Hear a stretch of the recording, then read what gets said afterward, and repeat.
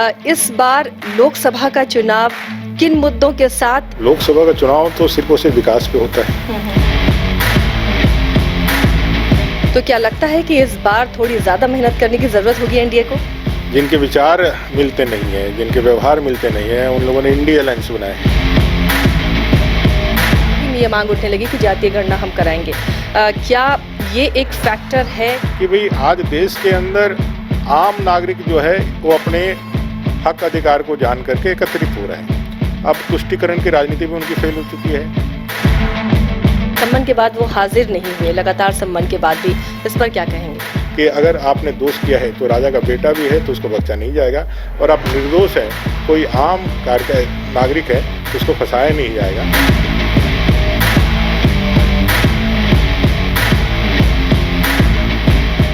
24 का 64 सज चुका है।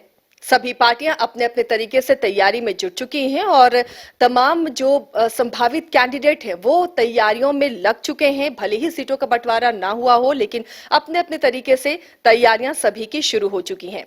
नमस्कार, स्वागत है आपका न्यूज बाइस्कोप में। मैं हूं आसिया। तो 24 के 64 में एक बार फिर से हम एक हस्ती के साथ मौजूद हैं जो झारखंड में किसी पहचान की मोहताज नहीं है और कई बार विधायक रहे हैं, और सबसे बड़ी बात कि झारखंड को 3.5 साल बाद अब जाकर नेता प्रतिपक्ष मिला है। तो सबसे पहले स्वागत अमर बावरी जी आपका, और बहुत बहुत बधाई नेता प्रतिपक्ष बनने के लिए। जोहार, बहुत धन्यवाद आप सबका। तैयारियों में तो सभी पार्टियां जुट गई हैं, बीजेपी भी जुट चुकी है।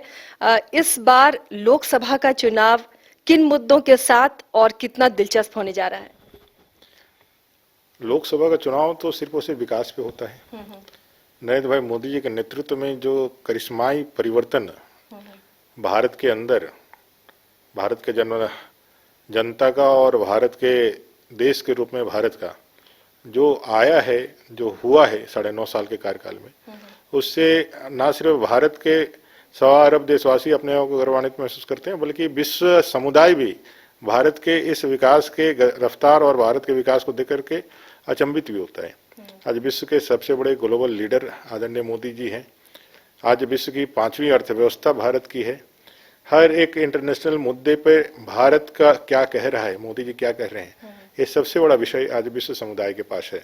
तो निश्चित रूप से 2047 में जब देश आज़ादी के अपने 100 साल पूरा करेगा, तो आदरणीय मोदी जी ने जिस तरह से संकल्प और जिस तरह का विजन दिया है देश को, कि वह देश फिर से वापस उस स्थान पे होगा जहां इसकी प्रतिष्ठा थी, एक विश्व गुरु के रूप में, जो सबके साथ सबको विकास करते हुए वसुधैव कुटुंबकम का जो मूल मंत्र है उसको लेकर के देश को आगे बढ़ाने वाला होगा, विश्व को आगे बढ़ाने वाला होगा।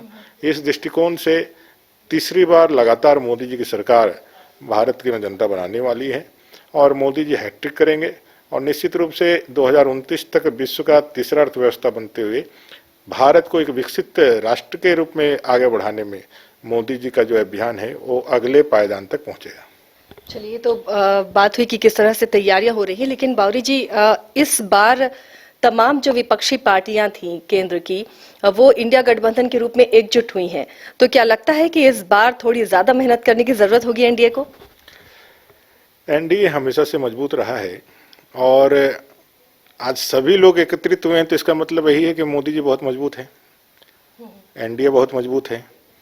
जिनके विचार मिलते नहीं है, जिनके व्यवहार मिलते नहीं है, उन लोगों ने इंडिया अलायंस बनाया है, और आए दिन उनमें रार होता है। अब उसके एक महत्वपूर्ण अलायंस है समाजवादी पार्टी। कल ही मैं देख रहा था एक वीडियो बहुत वायरल हो रहा है, जिसमें उन्होंने ओपन मन से कहा है कि भाई कांग्रेस जो है बहुत धूर्त है, ये धोखेबाज पार्टी है, इसको हमेशा बच के रहना चाहिए। अब बगल में हमारे बिहार में नीतीश कुमार जी हैं, उनका संयोजक मंडली नहीं हुआ है, संयोजक नहीं बनाया गया है, तो खुद नाराज चल रहे हैं। ये इंडिया अलायंस भारत के विकास के लिए नहीं, अपने कुनबे, अपने खानदान, अपने वंशवाद को कैसे रक्षा करे, और जो भ्रष्टाचार के मामले में इन सब पे कार्रवाइयां हो रही है, इससे कैसे इनको अभयदान मिले। इसलिए भारत के बढ़ते कदम जो मोदी जी के नेतृत्व में है, उसमें बेड़ियां लगाना, उसमें कैसे हम बाधा उत्पन्न करें। विश्व के अंदर तमाम ऐसी ताकतें जो भारत के विकास को रोकना चाहती है, उनके साथ मिल करके आज वह एक ऐसा गठबंधन बना करके जनता के बीच जाने का प्रयास कर रहे हैं जो इस अभियान को रोक सके।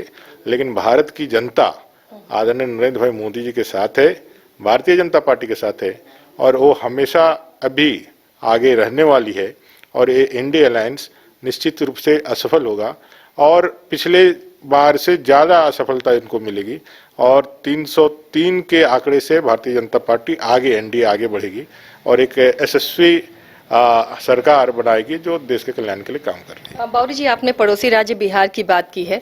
जातीय गणना कराकर बिहार सरकार अपनी पीठ थपथपा रही है और एक इंडिया गठबंधन की जितने भी सहयोगी हैं या यूं कहें कि कांग्रेस चाहे जितने प्रदेश हैं सभी में ये मांग उठने लगी कि जातीय गणना हम कराएंगे। क्या ये एक फैक्टर है जिससे एनडीए को घबराने की जरूरत होगी? मुझे कुछ इसमें कोई भी ऐसा मामला नहीं लगता है जिससे एनडीए को घबराना चाहिए या घबराहट का कोई कारण है। कांग्रेस ने लगातार देश के अंदर शासन किया। 47 में देश आज़ाद हो रहा, 1950 में संविधान लागू है, 1952 से चुनाव प्रारंभ हुए, तब से लेकर के 1999 तक आदरणीय अटल जी के आने तक एनडीए की तब तक की जितनी भी सरकारें थी या तो कांग्रेस के समर्थन की थी या कांग्रेस के बैक सपोर्ट से थी। इतने दिनों तक शासन था, तब क्यों नहीं उन्होंने जातीय गणना करना कराया? आज जो जातीय गणना का पैरवी कार्य कर रहा है वो सिर्फ इसीलिए कर रहा है कि भाई आज देश के अंदर आम नागरिक जो है वो अपने हक अधिकार को जान करके एकत्रित हो रहे हैं। अब तुष्टीकरण की राजनीति भी उनकी फेल हो चुकी है। उनका जो एक वंश का नाम लेकर के जो एक उनके साथ भावनात्मक खेल कर रहे थे, जिसके कारण संविधान में तो ये व्यवस्था बना दी थी बाबा साहब आम्बेडकर ने कि भाई अब किसी भी राजा के घर में रानी की कोख से राजा पैदा नहीं होगा, आम जनमानस जिसको वोट करेगा वह उसका प्रतिनिधित्व करेगा। लेकिन व्यवहारिक पक्ष में यह गांधी परिवार ही अभी तक यहाँ तक चल के आया था। तो ये जो उनका जो एक आभा मंडल था वो टूट गया, भारत का जनमानस जाग गया, अपने हक अधिकार संविधान के अधिकार को समझ लिया और आ करके जब वोट करके अपने लिए सरकार बनाना प्रारंभ किया, एक आम चाय बेचने वाले को प्रधानमंत्री बनाया, तो उसके घरों में उसके घर बने, उसके घर में आयुष्मान का योजना आया, पानी आया, बिजली आया, सड़क आया, खाने के लिए अन्न आया। ये सारी चीज़ें जब उनको मिलने लगी, देश जब खड़ा हो गया, तो इस देश की एकता को कैसे हम विखंडित करें? ये जो अखंडता का जो भाव और हम भारत हैं, भारत के लोग हैं, देश प्रथम का जो भाव है, इसको तोड़ने के लिए एक कुत्सित प्रयास, एक प्लानिंग के साथ कि इसको जाति धर्म के अंदर बांट करके इनके अंदर जो एकताबद्धता आया है उसको कैसे तोड़े, उसमें ये प्रयास करने में लगे हैं। लेकिन मुझे लगता है कि इसमें कामयाब नहीं होंगे और कोई ऐसा समाज के अंदर कहीं पर भी ऐसा कोई प्रभाव नहीं है कि लोग कहें कि भाई हाँ ये हो गया तो मेरा जीवन बदल गया। लेकिन क्या बेरोजगारी और महंगाई जिसकी बातें की जा रही हैं वो मुद्दा भी फिलहाल नहीं दिख रहा आपको इस लोकसभा चुनाव में?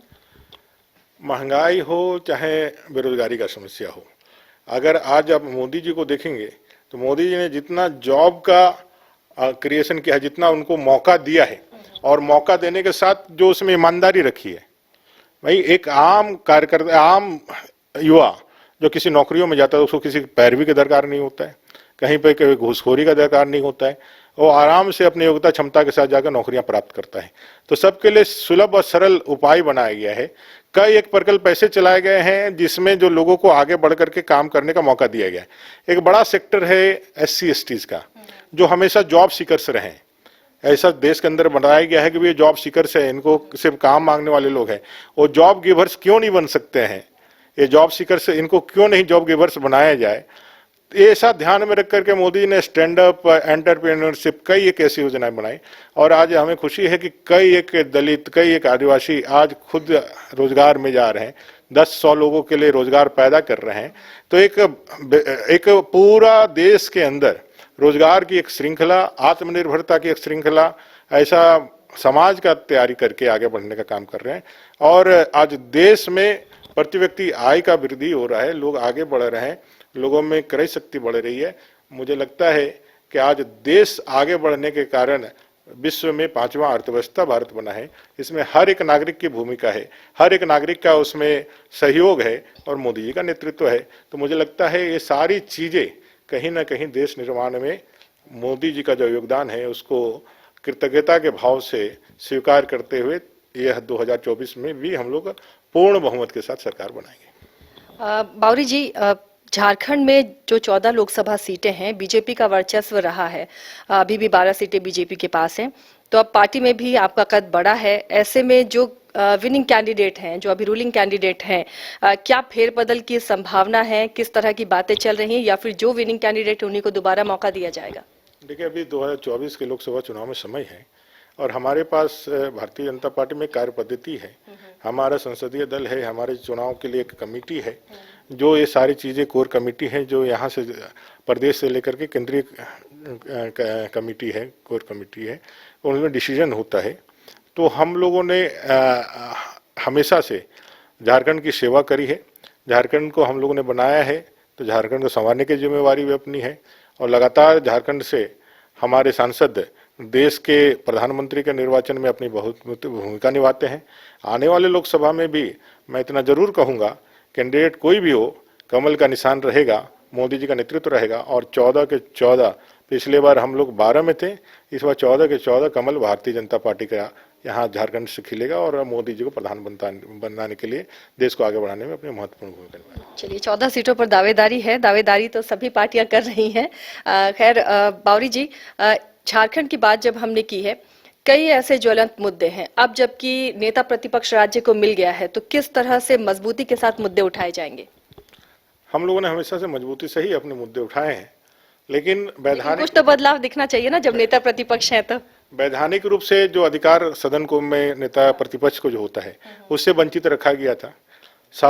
नेता प्रतिपक्ष का विषय नहीं है, ये विषय है 3.5 करोड़ जनता का वह संवैधानिक व्यवस्था, जिसके अंदर नेता प्रतिपक्ष उन तमाम बातें जो सरकार निरंकुशता के कारण आगे बढ़ती है या वो जो है अपनी अकाउंटेबिलिटी से भागती है जनता के प्रति, उसके प्रति अंकुश लगाना, उसके प्रति उस सदन के माध्यम से उसको सचेत करना, ये सारी चीज़ों से कहीं ना कहीं सरकार ने अपने को दायित्व से परे रखा और इसका परिणाम ये हुआ कि भ्रष्टाचार के इतने संगीन घटनाएं और मामले हुए हैं, जिसकी आज मुख्यमंत्री कार्यालय तक पहुंचा है और कई ऐसे लोग अंदर गए। तो अब जब नेता सदन रहेंगे, तो मुझे नेता सदन के सामने नेता प्रतिपक्ष रहेंगे, तो ये सारी बातें वैधानिक रूप से सदन के अंदर रखने से मुझे लगता है ये सरकार जो अभी अकाउंटेबिलिटी से भाग रही है, जवाबदेही से भाग रही है, उसको अकाउंटेबिलिटी ग्रैब करना पड़ेगा और जनता के सवालों का और उनकी बातों का, जो उनकी चिंताएं हैं, जो पॉलिसी मेकिंग में जो एक तरफा वो निर्णय ले रहे हैं, उसमें जो 3.5 करोड़ जनता की जो चिंताएं हैं, जो आशंकाएं हैं, उससे उनको मुखातिब होना पड़ेगा और उसको अब मुझे लगता है कि दरकिनार या फिर एस्केप नहीं कर सकते हैं। और इसका एक लाभ होगा कि यह वैधानिक रूप से सदन जो 3-4.5 साल तक नहीं चल पाया, 3.5-4 साल तक, अब जो है वैधानिक रूप से यह सदन आगे बढ़ सकता है।